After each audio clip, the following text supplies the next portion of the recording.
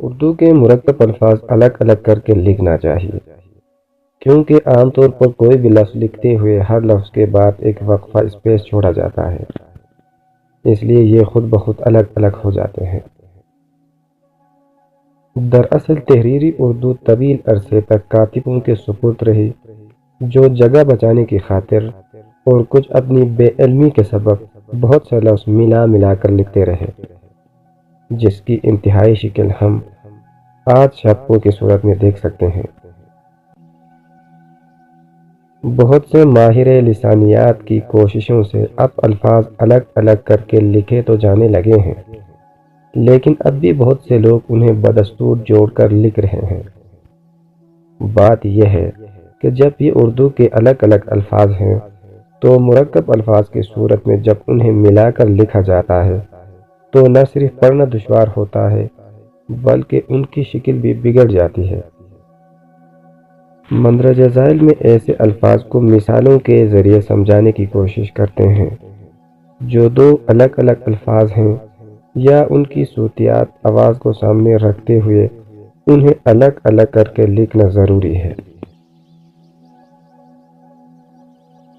دیکھیے، جتنے بھی الفاظ میں آپ لوگوں کے سامنے پیش کرنے جا رہا ہوں ان کو اکثر و بیشتر ملا کر لکھا جاتا ہے، جو کہ غلط ہے۔ ان کو الگ الگ کر کے لکھنا ضروری ہے۔ مثلا جبکہ، چونکہ، چنانچہ، کیونکہ، حالانکہ،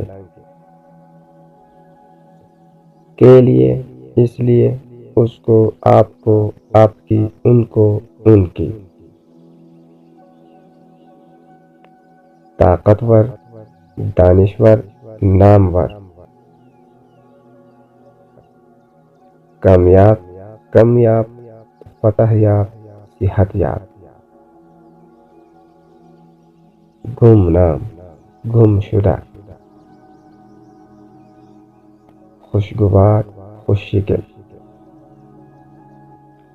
المناک، وحشتناک، خوفناک، دہشتناک، کربناک۔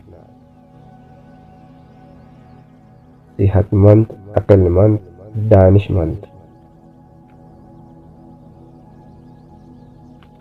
شاندار، جاندار، کاردار۔ انمول، انجانا، اندیکھا، انچھوا۔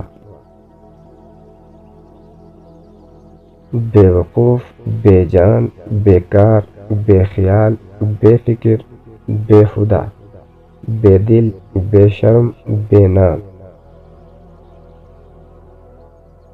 امرتسر، کتابچہ، خوبصورت، خوبصیرت وغیرہ۔ ایسے جتنے بھی الفاظ آپ استعمال کریں گے، لکھیں گے، تو ان الفاظ کو الگ الگ لکھنا ہوگا۔ ملا کر لکھنا غلط تصور کیا جاتا ہے۔